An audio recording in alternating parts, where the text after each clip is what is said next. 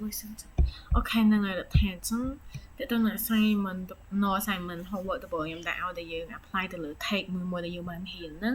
គឺទៅលើមួយនេះណាឥឡូវចាំមើល instruction ហើយ follow តាមចឹងជា apply take ទៅ element ទាំងប្រហែលដែលយើងហ៊ានផុតមិញហ្នឹងចូលទៅក្នុង homework ទី1ហ្នឹងទាំងអស់ចឹងនេះអូខេអញ្ចឹងខ្ញុំនឹងបញ្យល់ទៅលើ document ចឹងទី1យើងឃើញនៅក្បាលលើគេនេះតើយើងប្រើអីដូចខ្ញុំប្រាប់តាមមុនណាយើងប្រើហាស់អី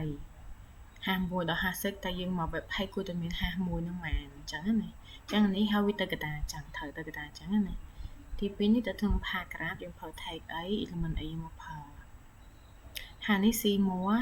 នៅពេលចុចទៅគឺវាអត់នៅ tag ដដែលទេគឺវានឹងទៅ tab មួយទៀតហ្នឹងណាចុចទៅគឺ tab មួយទៀតចុចទៅគឺ tab មួយទៀតប៉ុន្តែអានេះអា link ដែលខ្ញុំដាក់ហ្នឹងគឺខ្ញុំដាក់អានេះហ្មងណា HTML ហ្មងអញ្ចឹងគឺវានឹងចេញបែបហ្នឹងអញ្ចឹងអា link ហ្នឹង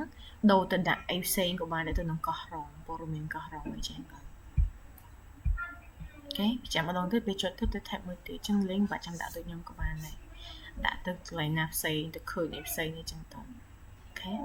ចឹង link អូខេអត់មាន apply CSS សំបីតែមួយគឺ apply HTML សត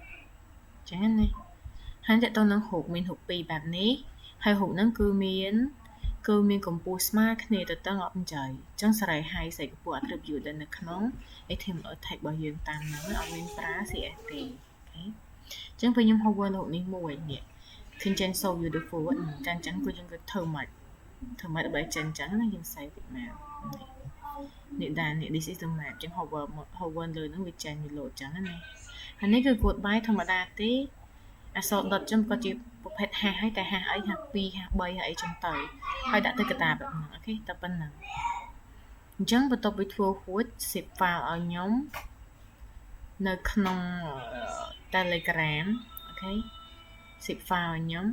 ហើយទៅនឹងព័ត៌មានគឺយកពីកោះរងនេះមកនេះ Wikipedia នេះ